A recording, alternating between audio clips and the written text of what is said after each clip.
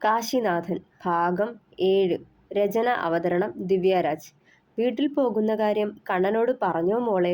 ശാരദാമ്മയുടെ ഒച്ച കേട്ടതെ ഉച്ചയ്ക്കുള്ള കറികൾക്ക് പച്ചക്കറി നുറുക്കുന്നതിനിടെ പല പല ചിന്തകളിൽ മുഴുകിയിരുന്ന വൈഷ്ണവി ഞെട്ടിക്കൊണ്ട് മുഖമുയർത്തി നോക്കി.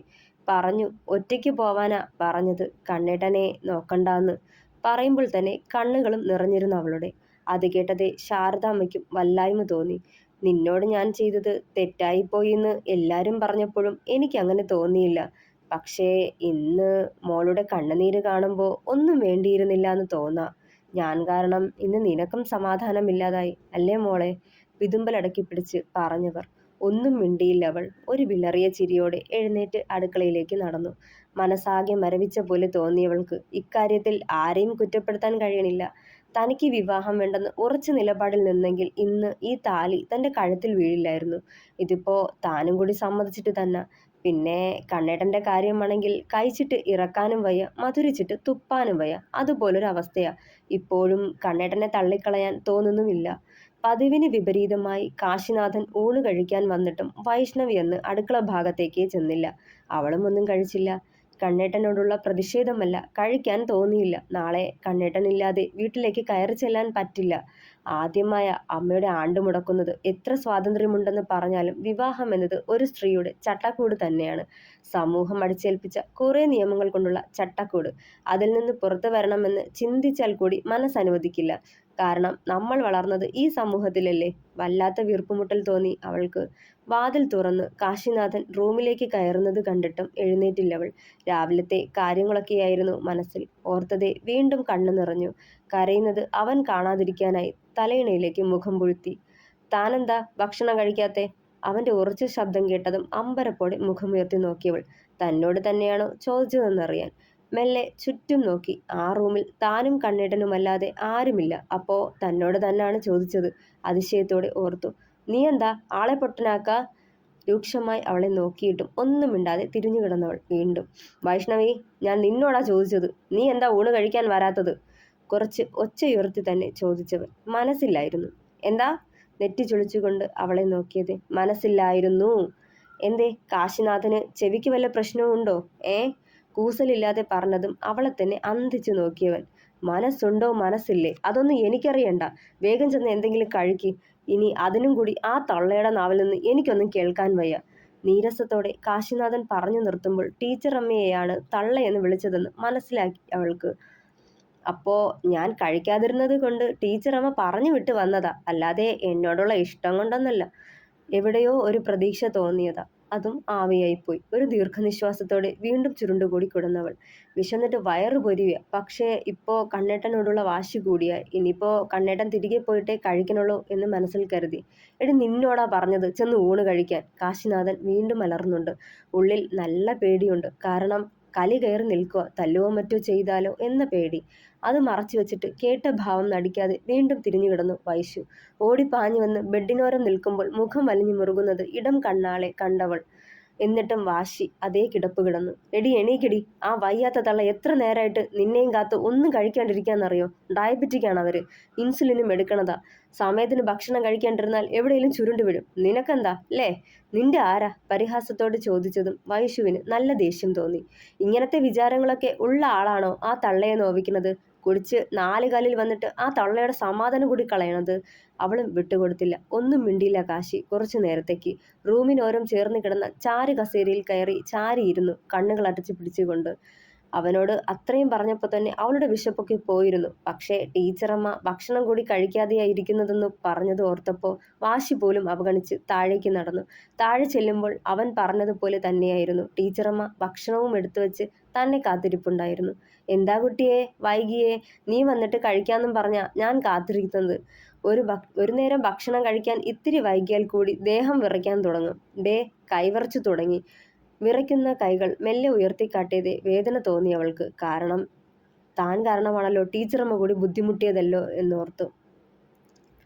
പിന്നെ ഒന്നും ചോദിക്കാനും പറയാനും നിന്നില്ല. ടീച്ചറമ്മ തന്നെ വിളമ്പി വെച്ച ഭക്ഷണം എടുത്ത് കഴിക്കാൻ തുടങ്ങി. കഴിച്ചു കഴിഞ്ഞ് ഇത്തിരി നേരം ടീച്ചറമ്മയ്ക്കൊപ്പം അടുക്കളപ്പുറത്തിരുന്നു. അപ്പോഴേക്കും കാശിനാഥന്റെ പൂച്ചകളും അവിടേക്ക് എത്തിയിരുന്നു. തന്നെ കാണാൻ തുടങ്ങിയിട്ടപ്പോൾ 2 ദിവസമായില്ലേ. അതാവും അവറ്റകൾ വന്ന് തന്റെ കാലിൽ മുട്ടിയുരുമാൻ വന്നത്. മെല്ലെ ഒന്ന് തഴുകി വിട്ടു അവൾ. ഞങ്ങളോട് കാട്ടണ കാഠിന്യമൊന്നും കണ്ണേട്ടന് ഈ പൂച്ചകളോടില്ല. അവയോട് എന്തൊരു സ്നേഹവും കരുതലുമാ. സ്വന്തം ഭാര്യയായ എന്നോട് കാട്ടാത്ത സ്നേഹമാണല്ലോ പൂച്ചെ എൻ്റെ ഭർത്താവ് നിന്നോട് കാട്ടണത്. തെല്ലൊരു കുശുമ്പോടെ അവൾ ആ മിണ്ടാപ്രാണിയെടുത്ത് മടിയിൽ വെച്ചു. കണ്ണനോട് മോളുടെ കൂടെ വീട്ടിലേക്ക് വരണ കാര്യം ഞാൻ സംസാരിച്ചു നോക്കി. ടീച്ചറമ്മ അത് പറഞ്ഞതേ. പ്രതീക്ഷയോടെ അവൾ ആ മുഖത്തേക്ക് നോക്കി. വലിയ പ്രതീക്ഷയൊന്നും വേണ്ട. കണ്ണനായോണ്ട് ഉറപ്പ് പറയണില്ല ഞാൻ. അത്രയും കേട്ടതേ വൈശുവിന്റെ പ്രതീക്ഷയൊക്കെ ലൈറ്റ് അണഞ്ഞ പോലെ കെട്ടടങ്ങി. സന്ധ്യയ്ക്ക് തകർത്ത് പെയ്യണ മഴയും നോക്കി ഇരിപ്പായവൾ. പ്രിയേച്ചിയും ആനന്ദേട്ടനും എന്തൊക്കെയോ സംസാരിച്ചുകൊണ്ട് തൊട്ടടുത്ത് തന്നെ ഇരിപ്പുണ്ട്. പ്രിയേച്ചിയും ആനന്ദേട്ടനും ലവ് മാരേജ് ആയിരുന്നെന്ന് വിലാസിനിയേച്ചി പറഞ്ഞതാണ് അന്നേരം അവൾക്ക് ഓർമ്മ വന്നത്. കോളേജിൽ ഒരുമിച്ച് പഠിച്ചതാ രണ്ടാളും. ലണ്ടനിലും ഒരുമിച്ചായിരുന്നു. പിന്നെ ജീവിതത്തിലും. ഒരു കണക്കിന് പരസ്പരം ഇഷ്ടപ്പെട്ട് വിവാഹം കഴിക്കണതാ നല്ലത്. എന്നും ഇവരെ പോലെ സ്നേഹത്തോടെ കഴിയാലോ. എൻ്റെ കാര്യത്തിൽ ആ സ്നേഹവും കരുതലുമൊക്കെ ആശിക്കാനേ പറ്റൂ. കിട്ടുമെന്ന് യാതൊരു ഉറപ്പുമില്ല. കണ്ണേട്ടൻ എന്നെ ഭാര്യയായിട്ട് കരുതണ കൂടി ഉണ്ടാവില്ല. സാവിത്രിയമ്മ പറഞ്ഞതുപോലെ ജീവിതകാലം മുഴുവൻ കാത്തിരുന്നാലും കണ്ണേട്ടൻ എൻ്റേതാവുമോ എന്തോ. ഓർത്തതേ അവളുടെ കണ്ണുകൾ ഈറനായി. പിന്നെ അവിടെ ഇരുന്നില്ല. വേഗം റൂമിലേക്ക് ചെന്ന് വാതിൽ ചാരി കട്ടിലിലേക്ക് കയറി മൂടി പുതച്ച് കിടന്നു. അവൾക്ക് അവളോട് തന്നെ വാശിയും ദേഷ്യവും ഒക്കെ തോന്നി. എന്തിനാ താൻ ഈ ജീവിതം തിരഞ്ഞെടുത്തതെന്ന് പോലും തോന്നിപ്പോയി. കടപ്പാടിന്റെ പേരും പറഞ്ഞാണ് ഈ വിവാഹാലോചനയ്ക്ക് താൻ സമ്മതിച്ചത്. പക്ഷേ വേണമെങ്കിൽ നോ പറയായിരുന്നു. ആരും എതിർക്കില്ലായിരുന്നു. നോവോടെ ഓർത്തു. കാശിനാഥൻ വന്ന് തൊട്ടടുത്ത് കിടക്കണത് അറിഞ്ഞിട്ടും അനങ്ങിയില്ലവൾ. എന്തിനാ അറിയിക്കണത്? കണ്ട പൂച്ചയോടും പട്ടിയോടും കാട്ടണ സ്നേഹം കൂടി എന്നോടില്ലല്ലോ. ഇങ്ങോട്ട് കാട്ടാത്ത സ്നേഹം ഇനി അങ്ങോട്ടും ഉണ്ടാവില്ല. ഓർത്തുപോയി. വല്ലാത്ത വാശിയും ദേഷ്യവും ഒക്കെയായിരുന്നു അന്നേരം. കുറച്ചു കഴിഞ്ഞ് കാശിനാഥൻ അവളുടെ പിന്നിലായി വന്ന് ചേർന്ന് കിടക്കുന്നത് പോലെ തോന്നി. നെഞ്ചിടിപ്പേറി വന്നു അവളുടെ. ഉറക്കത്തിലാവും എന്ന് കരുതിയപ്പോൾ ആ പ്രതീക്ഷയും പോയി. വലതു കൈ അവളുടെ വയറിലേക്ക് ചേർത്ത് വെച്ചതും ശ്വാസം മുട്ടി മരിച്ചു പോകുമോ എന്ന് തോന്നി വൈശുവിന്. അവളിലേക്ക് ഒന്നുകൂടി ചേർന്ന് കിടന്നുകൊണ്ട് തലയിൽ മൂടിയ ബെഡ്ഷീറ്റ് തോളപ്പം വരെ നീക്കിയിട്ടു. നിമിഷങ്ങൾക്കുള്ളിൽ അവളുടെ ശിരസിൽ ആ ചുണ്ടുകൾ അമർന്നത് മനസ്സിലാക്കാൻ അധിക നേരം വേണ്ടി വന്നില്ല അവൾക്ക്. ഈശ്വരാ, ഇതൊക്കെ സത്യമാണോ? കണ്ണേട്ടൻ തന്നെയാണോ ഇങ്ങനെയൊക്കെ എന്നോട്? സന്തോഷം അടക്കാനായില്ല വൈഷ്ണവിക്ക്. ഒരിക്കലും കണ്ണേട്ടൻ തൻ്റെ സ്വന്തമാവില്ലെന്നല്ലേ സാവിത്രിയമ്മ പറഞ്ഞത്? കണ്ണേട്ടന് കുടുംബം നടത്താൻ കഴിയില്ലെന്ന്. അങ്ങനെയൊക്കെ ആയിരുന്നെങ്കിൽ ഇന്നിപ്പോൾ എന്നെ ഇങ്ങനെ ചേർത്ത് പിടിക്കില്ലായിരുന്നല്ലോ. ഞാൻ ഉറങ്ങിക്കിടക്കുന്നെന്ന് ചിന്തിച്ചാവും കണ്ണേട്ടൻ ഇങ്ങനെ. ചെറുചിരിയോടെ ഓർത്തുകൊണ്ട് അതേ കിടപ്പ് തുടർന്നു. വയറിലെ കൈ അയഞ്ഞ് ബെഡിലേക്ക് വീണതും മെല്ലെ തിരിഞ്ഞു നോക്കി. കണ്ണേട്ടൻ ഉറങ്ങട്ടെ എന്ന് കരുതി കാത്തിരുന്ന പോലെ മെല്ലെ ഒന്ന് തിരിഞ്ഞു കിടന്നവൾ അനക്കമറിയിക്കാതെ. ഒരു കൈ കവിളത്ത് വെച്ചാണ് ഉറക്കം. അത് കണ്ടതും വൈഷ്ണവിക്ക് അവനോട് ഇഷ്ടത്തേക്കാളുപരി വാത്സല്യമാണ് തോന്നിയത്. മെല്ലെയാ മുഖത്തൂടെ വിരലോടിക്കുമ്പോൾ ചുണ്ടുകളിൽ നേർത്ത പുഞ്ചിരി വന്നിരുന്നു വൈശുവിൻ്റെ. മെല്ലെയാ മുഖത്തോട് മുഖമടുപ്പിച്ച് നെറുകിൽ ചുംബിക്കാനും രോമാവൃതമായ ആ കവിളിൽ കവിൾ ചേർത്ത് കിടക്കാനും തോന്നി അവൾക്ക്. വേണ്ട, കണ്ണേട്ടനെങ്ങാനും ഉണർന്നാലോ? ആകെ നാണക്കേടാവും. പക്ഷേ ഉള്ളിലുള്ള ഇഷ്ടം എന്നോടെന്താ കാട്ടാത്തത്? എന്തായാലും ഞാനൊക്കെ അറിഞ്ഞെന്ന് കണ്ണേട്ടൻ അറിയിക്കണ്ട. എത്ര നാൾ ഈ ഒളിച്ചുകളി പോകുമെന്നറിയാലോ. ഉറങ്ങിക്കിടക്കുന്ന കണ്ണേട്ടൻ്റെ മുഖമാകെ ഓടി നടന്നു വൈഷ്ണവിയുടെ കണ്ണുകളും. അവനെ നോക്കിക്കിടന്ന് എപ്പോഴോ ഒന്ന് മയങ്ങുകയും ചെയ്തിരുന്നു. പതിവ് പോലെ അമ്പലത്തിലെ പ്രഭാതവന്ദനം കേട്ട് ഉണർന്നിരുന്നു വൈഷ്ണവി. നീളൻ മുടിയൊന്ന് മാടിയൊതുക്കി ഉയർത്തിക്കെട്ടി സ്ഥാനം തെറ്റി കിടന്ന് ടോപ്പ് പിടിച്ച് നേരെയാക്കിക്കൊണ്ട് മെല്ലെ എഴുന്നേൽക്കുന്ന നേരമാണ് കാശിയുടെ കൈകൾ വയറിൽ അമർന്നത്. ഒന്ന് പിടച്ചുപോയി. അറിയാതൊരു വിറയൽ ദേഹമാകെ മൂടി. എന്തിനാ ഇത്ര രാവിലെ ഉണരണേ? ഇത്തിരി കൂടി കിടന്നൂടെ? ഉറക്കത്തിലാണ് പുലമ്പലെന്ന് തോന്നിപ്പോയി. കണ്ണ് തുറന്നിട്ടില്ല. കണ്ണേട്ടാ, കണ്ണേട്ടാ തട്ടി വിളിച്ചതും ഞെട്ടി പിടഞ്ഞെഴുന്നേറ്റിരുന്നു അവൻ. പാവം, ഉറക്കത്തില്ല എന്നെ ചുറ്റി വരിഞ്ഞത്. വായ പൊത്തിയൊന്ന് ചിരിച്ചുപോയി വൈഷ്ണവി. എന്താടി, എന്തിനാ വിളിച്ചേ? ഉറക്കം തടസ്സപ്പെടുത്തിയ അലോസരത്തോടെ മുഖമാകെ വലത് കൈയാൽ ഒഴിഞ്ഞെടുത്തവൻ. കണ്ണേട്ടൻ എന്തിനാ എന്നെ ചുറ്റിപ്പിടിച്ചേ? അതാ. മുഖത്ത് വെറുപ്പ് വരുത്തി അവളെ ഒന്ന് നോക്കിയതേയുള്ളൂ. നിന്നെ ഞാൻ എന്തിനാ ചുറ്റിപ്പിടിക്കണേ? അയ്യേ. ഉറക്കത്തിലാവും. അവൾക്ക് മുഖം കൊടുക്കാതെ പറഞ്ഞുകൊണ്ട് തിരിഞ്ഞു കിടന്നു. ഓഹ്, രാത്രിയിൽ എന്നെ വന്ന് കെട്ടിപ്പിടിച്ചപ്പോഴും ഉമ്മ വെച്ചപ്പോഴും ഈ വെറുപ്പും പുച്ഛവും കണ്ടില്ലാലോ. ഇപ്പൊ പെട്ടെന്ന് പൊട്ടി മുളച്ചതാവും. എന്താ അഭിനയം! ഓസ്കാർ വാങ്ങിക്കൂട്ടാനുള്ള വകയ്ക്കുണ്ട്. ഓർക്കവേ ചിരിയടക്കി പിടിച്ചുകൊണ്ട് കട്ടിലിൽ നിന്നും എഴുന്നേറ്റവൻ 10 മണിക്കാണ് വീട്ടിലെ ചടങ്ങുകൾ. ബന്ധുക്കളും അയൽവക്കക്കാരും ഒക്കെ ഉണ്ടാവും. ഇത്രയും അടുത്തായിരുന്നിട്ട് കൂടി എനിക്ക് പോവാൻ പറ്റിയില്ലല്ലോ ദേവി. അച്ഛനോട് അവരൊക്കെ ചോദിക്കില്ലേ മോളും മരുമകനും എവിടെയെന്ന്? എന്തു പറയും? ഓരോന്ന് ഓർത്തുനിന്ന് പച്ചക്കറി എറിഞ്ഞുകൊണ്ടിരുന്ന കറിക്കത്തി മാറി വന്ന് വിരലിൽ കൊണ്ടു. ആവൂ! ഒരു കഷ്ണം പോയെന്ന പോലെ ആഴത്തിൽ മുറിഞ്ഞ് ചോര പാഞ്ഞൊഴുകാൻ തുടങ്ങി. വേഗന്ന് സിങ്കിലെ ടാപ്പ് തുറന്നു വച്ച് വിരൽ ആ വെള്ളത്തിലേക്ക് നീട്ടിപ്പിടിച്ചു കൊടുത്തു. കൈ നീറിയതും കണ്ണുനീരും ഒഴുകിത്തുടങ്ങി. അത് വിരലിന്റെ നോവ് കൊണ്ടല്ല, മനസ്സിന്റെ നീറ്റലാണ്. കണ്ണുനീർ വാശിയോടെ തുടച്ചു നീക്കിയവൾ. അയ്യോ, കൈ മുറിഞ്ഞോ കുട്ടിയെ? ശ്രദ്ധിച്ചു ചെയ്യണ്ടേ ഓരോന്നും? ചായക്കപ്പ് സിങ്കിലേക്കിടാൻ വന്ന ടീച്ചറമ്മ കറിക്കത്തിയും അവളുടെ കൈയും കണ്ട പോലെ ചോദിച്ചുകൊണ്ട് ഓടിപ്പാഞ്ഞു വന്ന് കൈ പിടിച്ചെടുത്തു. അത് സാരല്ലേ ടീച്ചറമ്മേ, ഇതൊക്കെ പതിവുള്ളത് തന്നെ. മെല്ലെ ചിരിച്ചതേയുള്ളൂ, ഉള്ളം കരയുന്നുണ്ടെങ്കിലും. എന്നാലും ഞാൻ പോയി ബാൻഡേഡ് എടുത്തിട്ട് വരാം. നീ ഇവിടെ നിൽക്ക്. ടീച്ചറമ്മ പറ്റുന്ന അത്രയും വേഗത്തിൽ പോകുന്നതും നോക്കി അവിടെ കിടന്ന ചെയർ നീക്കിയിട്ടിരുന്നു വൈഷ്ണവി.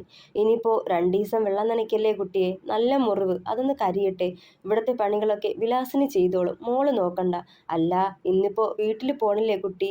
ബാൻഡേഡ് ഒട്ടിക്കുന്നതിനിടെ ടീച്ചറമ്മ ചോദിച്ചതും കരച്ചിൽ വന്നു വൈഷ്ണവിക്ക്. കരയരുതെന്ന് പലതവണ കരുതിയതാണ്, പക്ഷേ പൊട്ടിപ്പോയി. അയ്യോ കരയല്ലേ മോളെ, കണ്ണനോട് ഞാൻ ഒന്നുകൂടി സംസാരിക്കാം. വേണ്ട ടീച്ചറമ്മേ, ഇന്നലെയും കൂടി പറഞ്ഞതാ ഞാൻ. പറഞ്ഞതല്ല, കെഞ്ചിയതാ. എന്നിട്ട് മനസ്സിലായില്ലെങ്കിൽ വേണ്ട. ചുണ്ടു കടിച്ചു പിടിച്ച് വിതുമ്പലടക്കിക്കൊണ്ട് പുറത്തേക്കിറങ്ങിപ്പോയി വൈശു. പുറത്തെ അടികലിന് അടുത്ത് നിന്ന് കുറേ കരഞ്ഞു, ആരും കാണാതെ. മെല്ലെ മുറ്റത്തേക്ക് നോക്കുമ്പോൾ 2 കുഞ്ഞു പൂച്ചകളെയും കയ്യിലെടുത്ത് വെച്ച് നിപ്പുണ്ട് കാശിനാഥൻ. രണ്ടിനെയും നന്നായി കൊഞ്ചിക്കുകയും തലോടുകയും ഒക്കെ ചെയ്യുന്നുണ്ട്. നിലത്തേക്ക് ചാടിപ്പോകാൻ തുനിഞ്ഞതിനെ പിടിച്ചെടുത്ത് നെഞ്ചിലേക്ക് അണച്ചു പിടിച്ചു നിന്നു ചിരിയോടെ. ദേഷ്യം തോന്നി. ഇവറ്റകളോട് കാണിക്കുന്ന പോലെ എന്നോടും കുറച്ച് സ്നേഹം കാട്ടിയാലെന്താ? ഒക്കെ ഉള്ളിലടച്ചു വെച്ചിട്ട് എന്തിനാ? പുറത്ത് കാട്ടേണ്ടത് പുറത്ത് കാട്ടണം. അല്പം ദേഷ്യത്തോടെ പെറുപെറുത്തവൾ. കണ്ണാ, ആ കുട്ടിയുടെ അമ്മയുടെ ആണ്ടായിട്ട് നീ അതിനെ വീട്ടിലേക്ക് കൊണ്ടുപോവണില്ലേ? ഇഡ്ഡലി മുറിച്ചെടുത്ത് കറിയിൽ മുക്കി വായിലേക്ക് വയ്ക്കാൻ നേരം അച്ചമ്മ പറയണതിന് ഒന്ന് ചെവി കെടുത്തു കാശിനാഥൻ. ആളോട് എന്ത് പറയും? അതിൻ്റെ അച്ഛന് അതൊരൊറ്റ മോളാ, ആണായിട്ടും പെണ്ണായിട്ടും. അയാളെ കൂടി നീ തീ തീറ്റിക്കുമോ കണ്ണാ? ആവലാതി ഒഴിയാതെയുള്ള അച്ചമ്മയുടെ സ്വരം. ഒന്നും മിണ്ടാതെ മുഖം താഴ്ത്തി ഇരുന്നയുള്ളവൻ. നീ ഇങ്ങനെ ഇരുന്ന മനസാക്ഷി ഒന്നില്ലല്ലോ നിനക്ക്? ആ പെണ്ണ് രാവിലെ തൊട്ട് പട്ടിണി കിടക്കുക. അങ്ങനെ അതിനെ പട്ടിണിക്കിട്ട് കൊല്ലാനായിരുന്നെങ്കിൽ ഒന്നും വേണ്ടിയിരുന്നില്ലാന്ന് തോന്നാ ഇപ്പോ. അമർഷത്തോടെ പറയുന്നത് കേട്ടതേ കലി കയറിയ പോലെ എഴുന്നേറ്റവൻ കഴിച്ചു കൊണ്ടിരുന്ന പ്ലേറ്റ് എടുത്ത് ടേബിളിന് മുകളിൽ ഒച്ചത്തിൽ അടിച്ചു വെച്ചു. മനസമാധാനമായിട്ട് കഴിക്കാനും സമ്മതിക്കില്ല തള്ള. ഞാൻ പറഞ്ഞോ നിങ്ങളോട് അവളെ എനിക്ക് കെട്ടിച്ചു തരാൻ? ചത്തു കളയുമെന്ന് പറഞ്ഞിട്ടല്ലേ ഞാൻ ഒക്കത്തിന് നിന്ന് തന്നത്? അന്നേ പറഞ്ഞതല്ലേ എനിക്കൊന്നിനും വയ്യെന്ന്? ദേഷ്യം അടക്കി പിടിച്ച പോലെ പറഞ്ഞുകൊണ്ട് സിങ്കിനരികിലേക്ക് നടന്നു. ഞാൻ കരുതിയോ നിന്റെ മനസ്സിത്ര കല്ലാന്ന്? സ്നേഹിക്കാൻ ഒരു പെണ്ണ് വരുമ്പോൾ നിനക്കൊരു തുണയാവും. നാളെ ഞാനില്ലാണ്ടായാലും അവളുണ്ടാവൂലോ നിനക്ക് എന്ന് കരുതി. അവൾ വന്നു കഴിയുമ്പോൾ നിന്റെ മൂശേട്ട സ്വഭാവമൊക്കെ നേരെയാവുമെന്ന് വ്യാമോഹിച്ചു. പക്ഷെ ഒക്കെ വെറുതെയാ. ആ പാവത്തിന്റെ ജീവിതം കൂടി ഇല്ലാണ്ടാക്കി ഞാൻ. സാരത്തുമ്പാൽ വായ പൊത്തിപ്പിടിച്ച് കരഞ്ഞുകൊണ്ട് അകത്തേക്ക് പോയവർ നിർവികാരതയോടെ അവരെ തന്നെ നോക്കി നിന്നേയുള്ളൂ. തലയിണയിൽ മുഖമമർത്തി കിടന്ന് കരഞ്ഞിട്ടും നെഞ്ചിലെ നീറ്റിലൊന്നും അടങ്ങിയില്ല വൈശുവിന്. 8 മണിയോളമായിരിക്കുവാ. ഇന്നലെ ചെല്ലേണ്ടിടത്താ, പോവാൻ കൂടി കഴിയാതെ. അച്ഛയുടെ മുഖമോർത്തതേ നെഞ്ചിലെ വേദന ഇരട്ടിച്ചു വൈശുവിന്. തറയിലും താഴത്തും വെക്കാണ്ട തന്നെ കൊണ്ടു നടന്ന് വളർത്തിയത്. എന്നിട്ടിപ്പോ അച്ഛയെ തനിച്ചാക്കിയെന്ന തോന്നലാ. ഭർത്താവിനെ കിട്ടിയപ്പോൾ അച്ഛയെ മറന്നെന്നല്ലേ കരുതൂ. ഇവിടത്തെ അവസ്ഥ എനിക്കല്ലേ അറിയൂ. കരച്ചിലടങ്ങാതെ ഓർത്തവൾ. ഡീ! കാശിനാഥന്റെ അലർച്ച കേട്ടതേ ചാടിപ്പിടച്ചെഴുന്നേറ്റു. പെട്ടെന്ന് കൈ തെന്നി നിലത്തേക്ക് വീഴാൻ തുടങ്ങിയതേ അവളുടെ കൈത്തുടയിൽ പിടിച്ചു വലിച്ച് ബെഡിലേക്ക് ഇട്ടിരുന്നവൻ. തുടരും. അഭിപ്രായങ്ങൾ പറയണേ. പിന്നെ എൻ്റെ എല്ലാ സബ്സ്ക്രൈബേഴ്സിനും ഒത്തിരി താങ്ക്സ്. ഇനിയും സബ്സ്ക്രൈബ് ചെയ്യാനുള്ളവർ സബ്സ്ക്രൈബ് ചെയ്ത് കൂടെ കൂടണേ. Thank you.